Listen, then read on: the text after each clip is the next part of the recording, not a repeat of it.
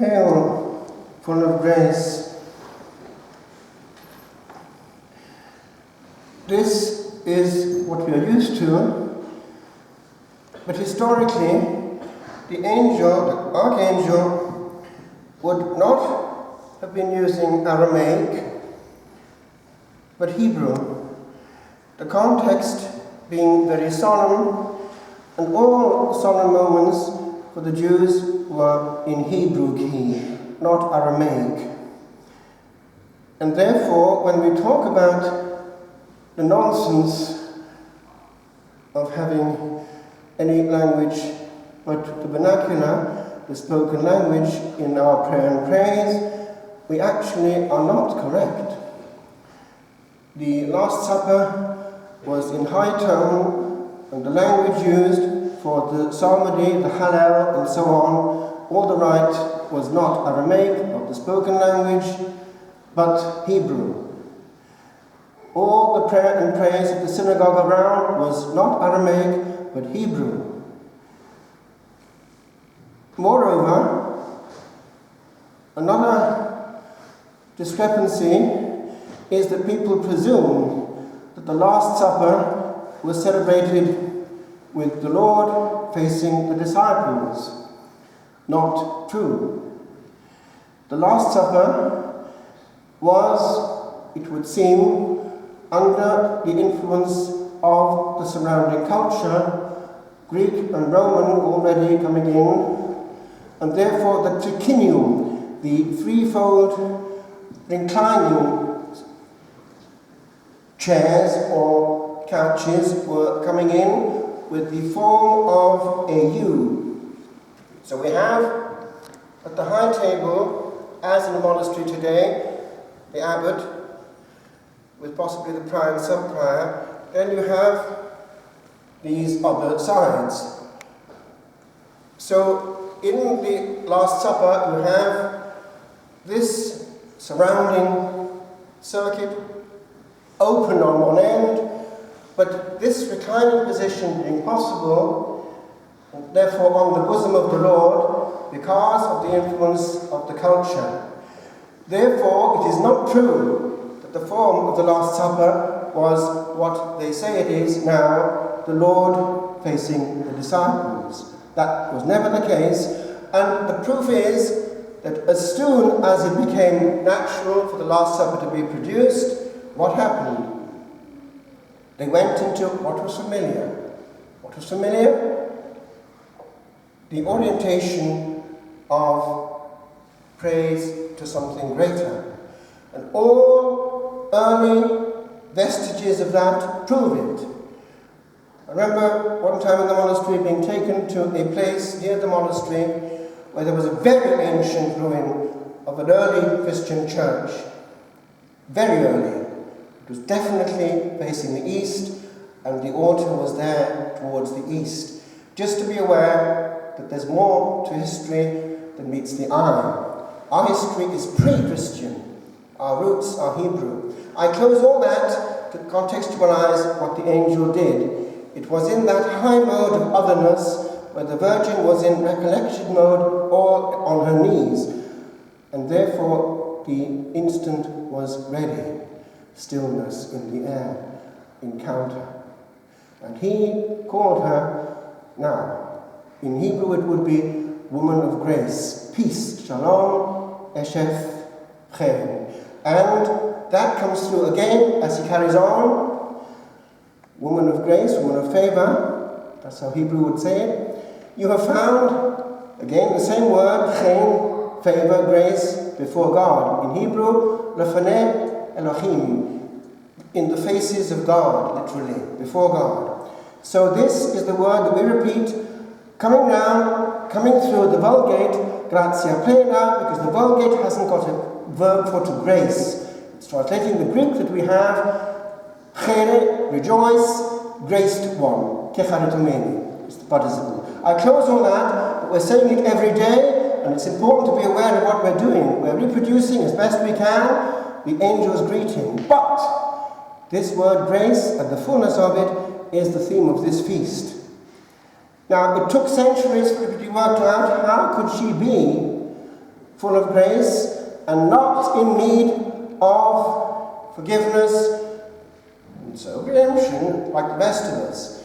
Now, that was a theological problem, and even Thomas Aquinas was wrestling with it still. It took centuries, and it was an inspiration given to, by now, blessed Pius IX, to proclaim. Before now, remember, the First Vatican Council, 1870, when it was defined how much he could do and what he could not do, and he was presuming he could, ex cathedra, proclaim as dogma the faith of the Church and be protected by the Holy Ghost, who will lead us into all truth. But because in his hand he was presenting the whole faith of the Church Fathers and of the East, but they don't like to say so. Now the East has a different way of putting it. They don't define as we do, but go into one of their liturgies, what will you hear? Very frequently, when they're in prayer mode, they start to come again and they'll cross themselves 3 times, the other way around, of course, for them, and they'll sing words to this effect. More honorable than the cherubim, and before compare, more glorious than the seraphim, thou who without defilement bore Christ the High King, we honor you, Virgin Mother of God, that's right, true Mother of God, we honor thee, we glorify thee. Now, do you see what's going on there? Right through the centuries, all the theology is in the liturgy, which allowed it to carry on even in communist persecution. They were preaching through their liturgy, 3 hours of it. And therefore we have instinctively the same sense of faith with regard to the Blessed Virgin. They use words like Panahia, the all-holy in the feminine. What does that say? Without blemish. So he was taking on board the whole heritage of the Church, right from the early time, when he proclaimed that now, what did he proclaim? He put it this way. We have it actually in the collect just used.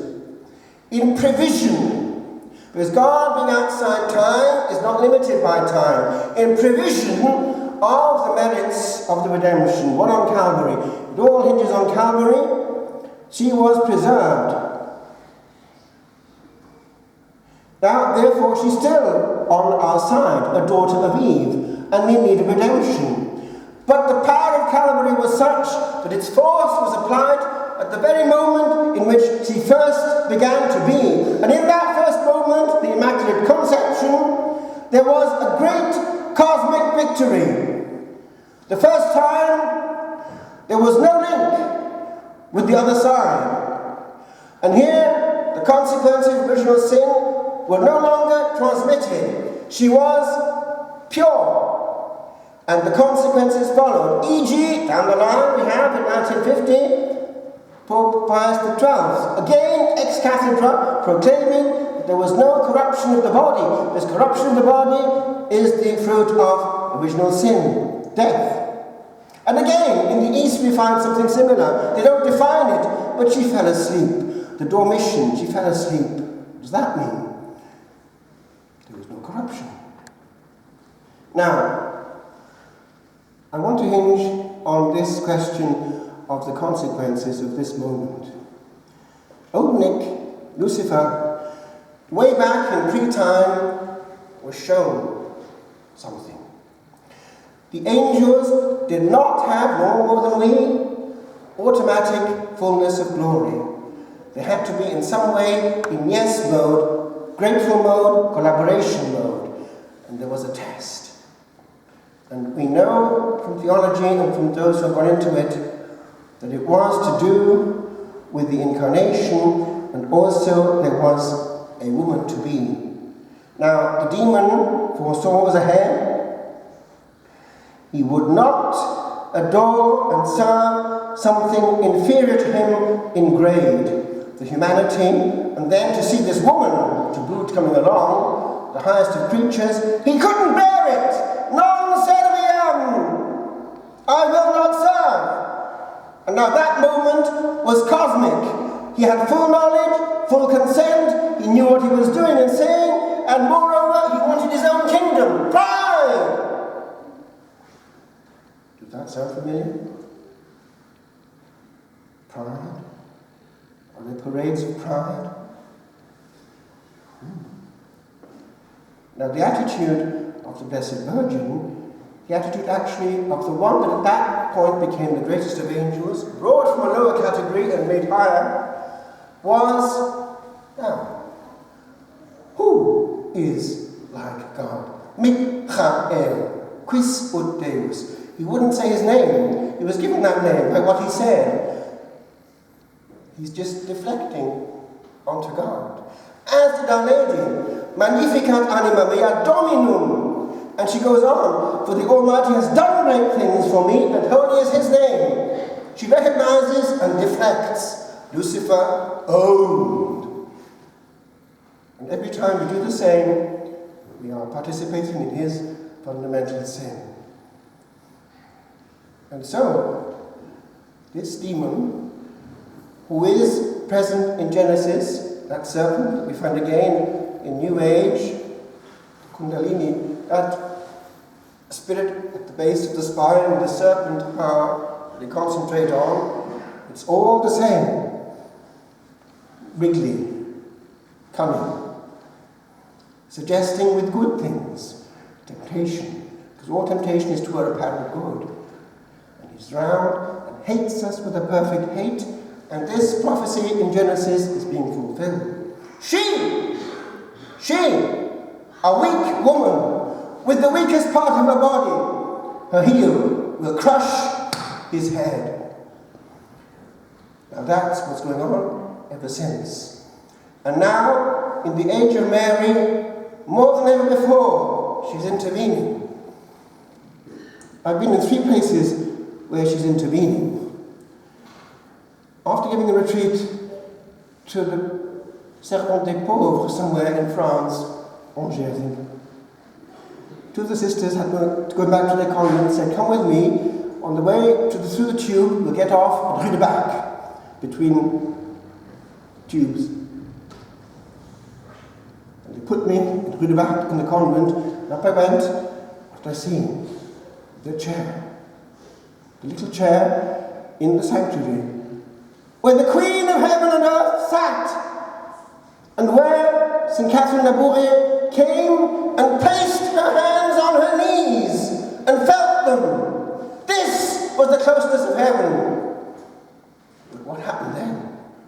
This hidden, she was only a prostitute or novice actually at that time, Catherine Labouré, would have been hidden all her life. She was shown this medal and the 2 sides of it. And on it, ô Marie, conçu son péché, priez pour nous qui avons recours à vous. Conçu son péché, conceived without sin. And it went around like wildfire. 1830. Around the mid-1800s, Pope Pius IX, possibly influenced by this, we don't know, proclaimed that was the case. Immaculately conceived. And what happened? Do you know that Catherine Labouré was in her convent one day in 1858, and somebody whispered to her what was going on at Lourdes. And she blurted out, and she was very sanguine, "C'est la même!" It's the same one. It was the continuation. And what happened? What did she say eventually when this little girl, who could hardly read or write, Bernadette, wanted to know her name because the parish priest wanted it? And she came back with this word, trying to remember it. Je suis l'Immaculée Conception. She said, what? Watch the Song of Bernadette sometime if you get a chance, in black and white. It's a wonderful story, an influence when I was Protestant. So the parish priest took her seriously. She didn't even know what it meant. Oh, it was her. Now, I've been to Lourdes as well. And that hugely influenced me when I was about 13, 14. Now, I make a jump in time. Actually, to 4 places, because Fatima too comes in 1917. What happens there? Now, I want to spend a few seconds on Fatima before I go on. We don't yet officially have the full story of Fatima. And I get in trouble for saying this, but I've looked into it very carefully, and I am convinced that what happened was something like this. Yes, the third secret was made known in the year 2000, but what was made known was the content of the envelope in the Holy Office. Around 64 or 62 lines, 4 pages, a vision. But there is another envelope. And this envelope was opened by John the 23rd and a few people present, including his personal secretary, Loris Capovilla, Archbishop. He looked at it, read it. It was, and we know that from the testimony of Cardinal Octaviani, 25 lines. Therefore, a separate one. And on it were the words. The words. And on it too, on the outside, was, in the writing of Lucia of Fatima, a message that was not to be opened by express wish to the Blessed Virgin before 1960. When asked why, she said, because then, and only then, would it be understood. John the 23rd looked at it, dumbfounded. He put it back in, having said this. He left the judgment regarding this text to his successors. Now, the whole church was in suspense, and eventually, in the beginning of 1960, around February, I think, the 9th or so, the press office said this: the words, notice, of the Blessed Virgin would probably not be made known. The words. Now, I park that, but we know that when Paul VI was elected, the first thing he did when he got to the papal apartment was to ask where it was. It was in a piece of furniture which was pointed out to the journalist of Paris Match in the late 1950s by Sister Pasqualina, the personal help of Pius XII, who followed him from Munich. He was shown a piece of furniture where, she said, is the text of the third secret of Fatima. It was therefore a separate thing from this other one in the archives of the Holy Office, which was disclosed later. And we know also that when John Paul II was elected Pope, straight away he asked where it was. And there was a bit of flurry around, where is it? A few people knew where it was, in there, and he opened it too. Moreover, there's more to it. Pius XII, in 1952, sent a reliable Jesuit scholar in his own name to Fatima to interview Sister Lucia. And he came back and said this: although logically I cannot disclose the content of the third secret, I can say this: it is in 2 parts. Part of it concerns the person of the Holy Father, and part of it concerns the faith of the Church, the life of the Church. So, that is history. And people started to press the Vatican after the disclosure in 2000, wanting more.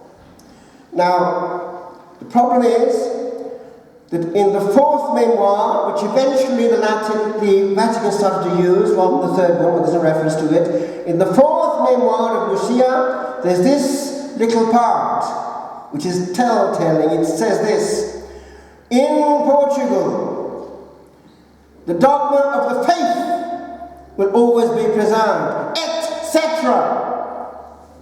Therefore, there was a clangor of a hint there. So, people started to press the Vatican. And one in particular made it uncomfortable for the Vatican. It's a journalist, Antonio Socci, who went out to destroy and demolish any theory that there was any bit of this concealed. So he worked at it, as a good journalist that he was, Catholic, practicing, son of the church.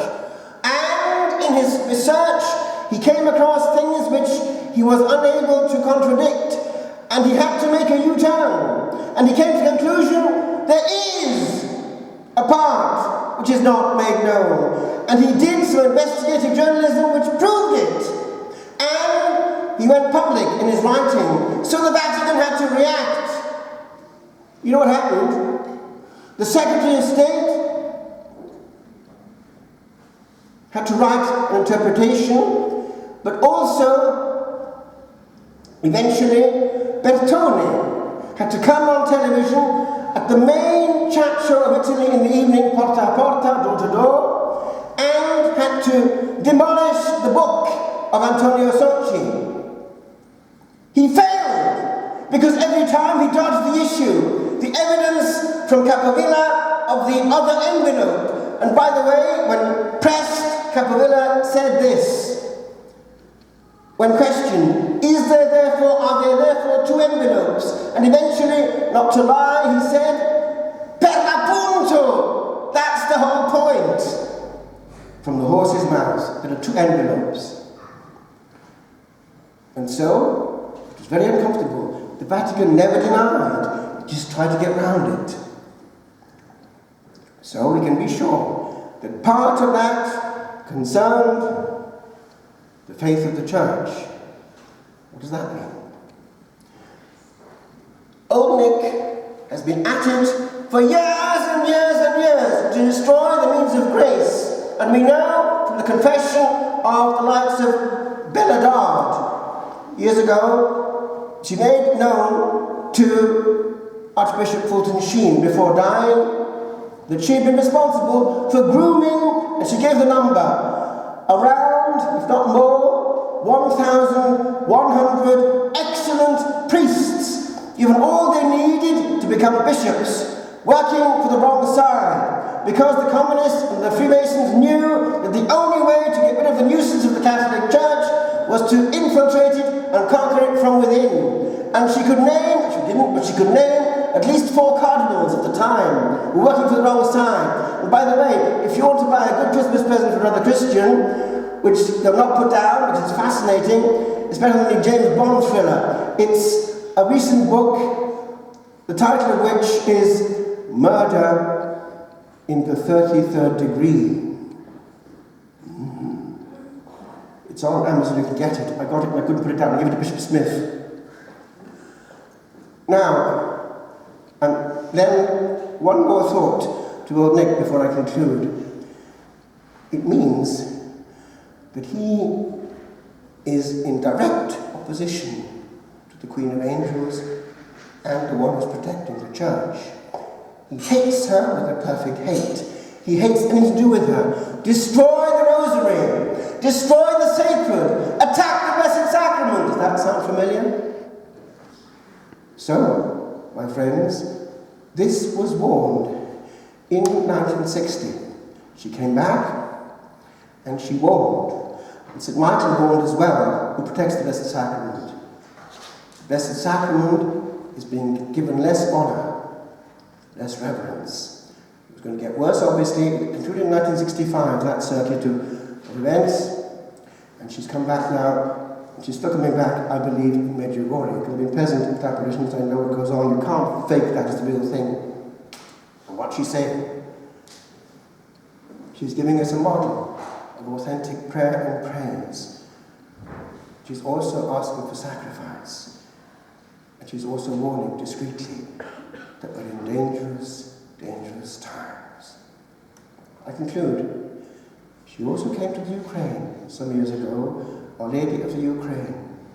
That's less known, but you can Google it. She did. And she did give this consoling message that the Ukraine would be crucial. The Ukraine would be one day the instrument of the conversion of Russia. Russia is present at Fatima, consecration to the Immaculate Heart. One day, eventually, it would be made and peace would return to the earth and Russia would be converted. Just recently, 3 young Greek Catholic priests have been taken away immediately after celebrating the sacred mysteries and put in prison and probably torture. They want information about what is going on in the West. They think they get it from them, possibly through confession. Just imagine what's going on now in their torture. One day, Russia will be converted. Just think what it would be to have one church, peace in the world, and clouds of incense, east and west, coming to the same God, the God of glory and majesty, protected by the Queen of Angels and the Queen of Saints. God is victorious, my friends, but we're in this together. There's a cosmic battle going on, and with the Immaculate, we will conquer.